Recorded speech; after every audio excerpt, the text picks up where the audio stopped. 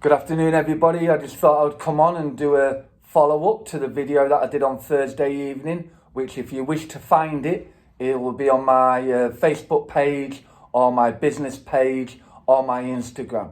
The reason that I'm encouraging you to go look at that because it will make a little bit more sense in terms of what I'm going to deliver right now. So on the video the other day, what we talked about is in the past something happened and we made a meaning and interpretation of what it was that happened, and it sounds something like, I am unlovable, I am not good enough, I am stupid, I am different. We make this decision before the age of 7, and what happens is we then go along in life and we have more experiences and we get into this knowing. And this knowing is all the stuff that's now becoming collated from the decision we once made about ourselves, and it's becoming apparent in all situations. Something might happen on the playground later on at school. Something might happen in the classroom with a teacher. Something might happen with our parents at home. And all we're doing is collecting more evidence to prove that we're unlovable, not good enough, or different. And so what then happens is then we get into relationships and the relationship breaks down or something goes drastically wrong in there. And all of a sudden, it then reinforces that statement again. I'm not good enough, I'm unlovable, I'm different. And so what we call all this is an always already listening. An always already listening is an internal dialogue that we have about everything and everyone. Now, how does this affect us, or some of us, or all the time, or some of the time? Well, what happens is in the present, we look for what's future, what's possible for our future. And we start to get into new relationships or friends, or we're thinking about parents because a relationship might have broke down in the past, or we could be looking at our bosses at work because we're not getting on too well with them and we know that we need to redeem the relationship somehow. Or, we're not doing too well in our online business, or, we're thinking of starting an online business. But what ends up coming up is it's always already listening. And when we look for what's possible in our life, am I able to start a business? Am I able to fix a relationship with my boss? Am I able to fix a relationship with my parents? Can I redeem the friendships that I once had? Or, am I able to have a healthy relationship? Where often what will happen for what's possible for our future from the present moment is that we look back into our past. So we go to our past and we start looking for what's possible from our future, from our always already listening and our experiences and our knowing of the past. Now, this can be very dangerous because if we look to what's possible from here, and this is limited in terms of we've been repeating the same thing and expecting it to be different. And for you that are in the personal development world, you'll know that, Einstein said we cannot repeating the same thing and expecting it to be different is insanity. It also says that in the 12 steps. So it's like, we can't keep looking because we're limiting our mindset and we're limiting our ability for what's possible in the future by keep coming back to the past. And what happens is we get this conversation about everything and everyone, which is called our always already listening, this internal dialogue. And in the present moment, we start speaking from it. And this box here is a box that surrounds our mind. And it's called the is box and the are box. And you might have heard the statement, people saying, I felt like I'm just trapped in my mind, or I feel a prisoner in my own mind, or, I just feel like I'm locked into my own mind, whatever it might be. And this is it. Because within this, we are limited in terms of our possibility, because what we have is a collapsed future, present and past.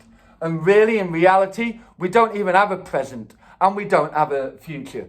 Because all the time our experiences and our looking for what's possible is based in the past. So therefore, all we have is a past. A reoccurring past of cycles going on and on and on. And then thinking, well, why does my relationships look the same? I remember once a girl saying to me, trouble just seems to follow me around, right? And I get that. That's something I probably used to think, years ago. And there was always one common denominator, and it was me. And it was because of the interpretation and the meaning that I put upon myself and about everybody else through my experiences and my knowing of making it happen all the time.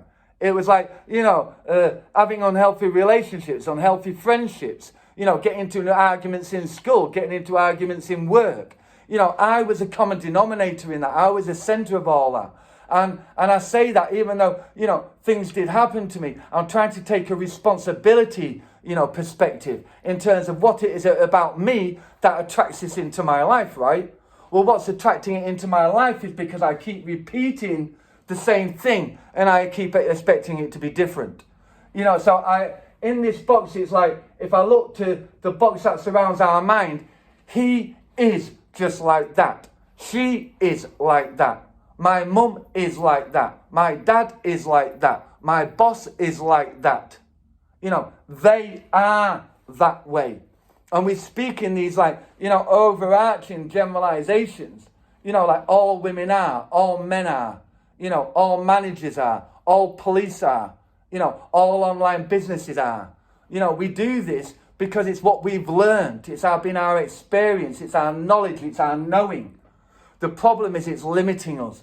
It's keeping us trapped in this box that surrounds our mind, because what we're not able to do is to become present. Being present is designing and living our life from the future rather than the past. The I am statements that we once used here, I am not good enough, I am unlovable, I am different, we now switch into I am a good partner, I am a good friend, I am a good boss, and we need no evidence at all to support that. We do not look into the past in the present moment for what's possible for our future.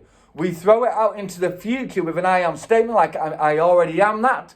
And what we do is we make the necessary steps in the present moment towards that, happening. And it's like, but if you're coming from the perspective that it's already happened, it's like, you don't need none of the evidence. It's like, I'm going to make it happen anyway.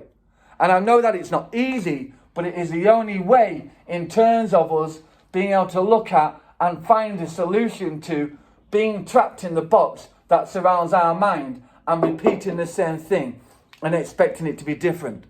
Now, Nelson Mandela is a great,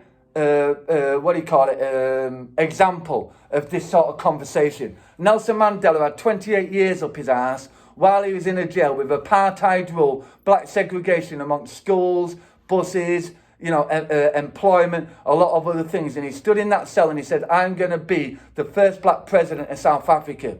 He had no evidence whatsoever to surround any of that.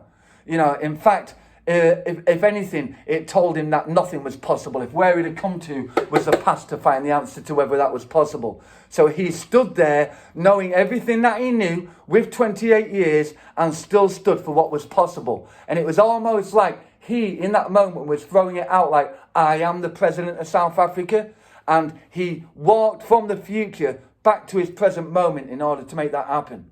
Now we can, listen, if we can add meanings to our life like I am not good enough, I am unlovable, I am different, then why can't we throw other meanings out in the future and move towards them? These are the things that's been running our life, and yet they don't serve us. We need to be able to let go of them. Get present, throw it out and move in. Have a good day, everybody. Bye.